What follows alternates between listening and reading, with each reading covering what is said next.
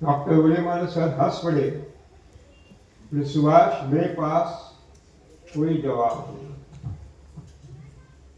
एक ही जवाब है, खाद डालना ही पड़ता। क्यों?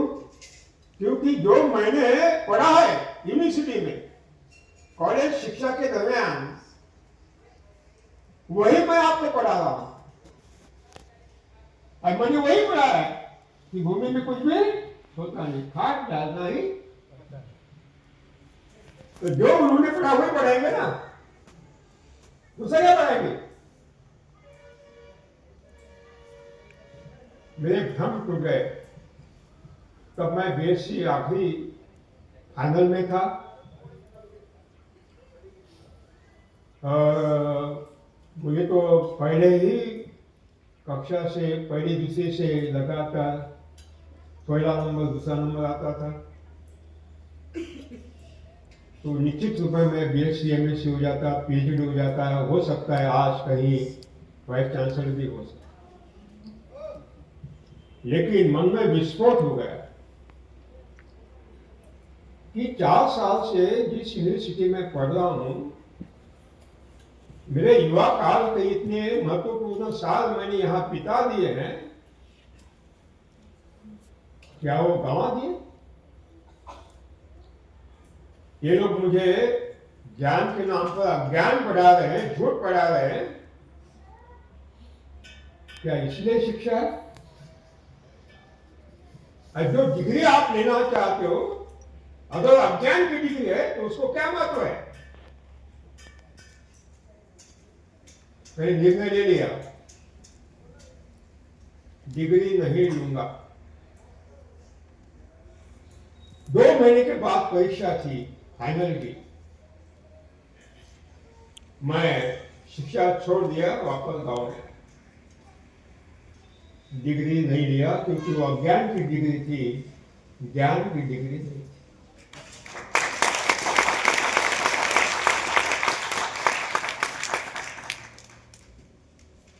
आज लाखों हमारे युवा विद्यार्थी विश्वविद्यालय में से बाहर निकलते हैं डिग्रियां लेकर। कागज के टुकड़े हैं, कागज के टुकड़े, कोई महत्व नहीं है, कोई महत्व। साथियों, जिस विदर्भ के भूमि में आप बैठे हो, वहां अमरावती में एक विश्वविद्यालय है, यूनिवर्सिटी में। उस यूनिवर्सिटी का नाम क्या है मालूम है? संत गाडगे बाबा यूनिवर्सिटी। क्या नाम है? संत Gadge Baba.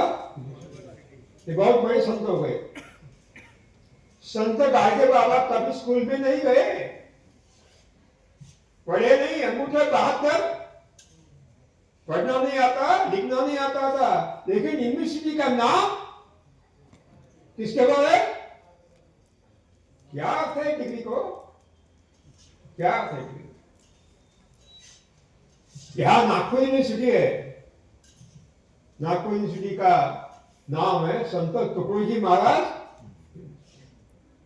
4th class pass थे, कॉलेज में नहीं गए, डिग्री नहीं थी ना। डिग्री कोई काम की नहीं।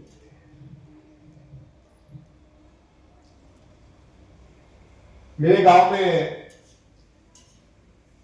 मैं उदाहरण देता हूं, एक किसान का लड़का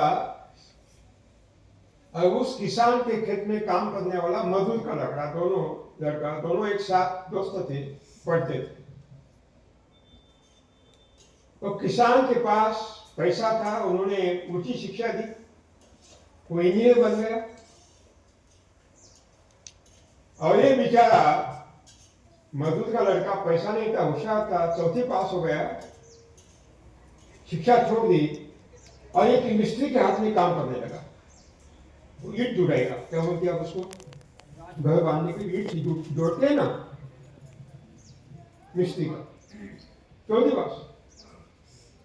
आज पुणे में वो चौथी पास जो विद्यार्थी जो मिस्त्री का काम करता है महीने में 40,000 रुपये कमाता है। कितना कमाता है? 40,000। डिग्री नहीं है। और जो डिग्री लेकर बैठा था वो बिल्डर के हाथ में 10,000 रुपये में काम कर रहा है। जिसके पास डिग्री नहीं उसको 40,000 रुपये, जिसके पास डिग्री है उसको 10,000।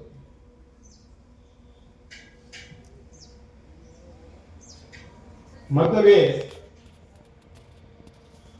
कि आज जो दौर आया है वो डिग्री का नहीं है, वो डिग्री का नहीं, हुनर का है। काय का है? हुनर। वो ईट जुड़ाई करता था, उसके पास क्या था? हुनर। अगर आपकी गाड़ी नादुरुस्त हो गई, कुछ गड़बड़ हो गई गाड़ी में, चार चाकी में यानी कार में,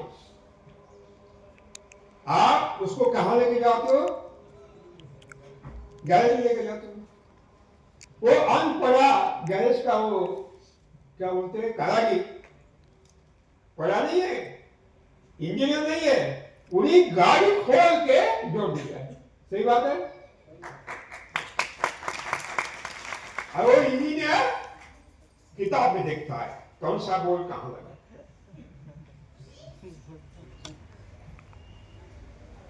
आज ये नकली बुद्धिमत्ता, आर्टिफिशियल इंटेलिजेंस एक भस्मासुर बन के सामने आ रहा है। भस्मासुर, दूसरा नाम मैं नहीं दूंगा। और वैश्विक तापमान वृद्धि, जलवायु परिवर्तन, global warming and climate change, it is a big challenge. एक बहुत बड़ा ये भस्मासुर है। दो भस्मासुर जो हमारे प्राकृतिक संसाधनों का विनाश कर रहे हैं, अगले पीढ़ियों का भविष्य छीन ले रहे हैं। ये दोनों भस्मासुर, वैश्विक तापमान वृद्धि और जलवायु परिवर्तन, आर्टिफिशियल इंटेलिजेंस, मानव निर्मित है, ईश्वर निर्मित नहीं है, अल्लाह निर्मित नहीं।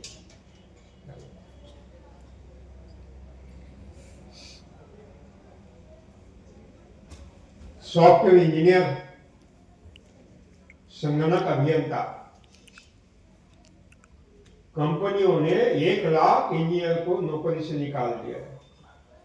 सही बात है। पढ़ते आप? अगले महीने में 2 लाख नौकरियां जा रही है। क्यों? अगर ये नकली बुद्धिमत्ता संचालित आर्टिफिशियल इंटेलिजेंस गाइडेड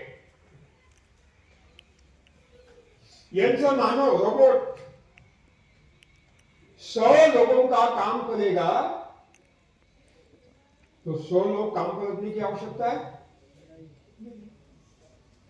100 लोगों को तनख्वाह देना, उनको भत्ते देना, वो फिर हड़ताल करते हैं, जिंदाबाद मुर्दाबाद करते हैं, हिंसा मोर्चे, और कोरोना आया तो काम छोड़कर भाग, कारखाने बंद हो जाते। क्यों रखेगा?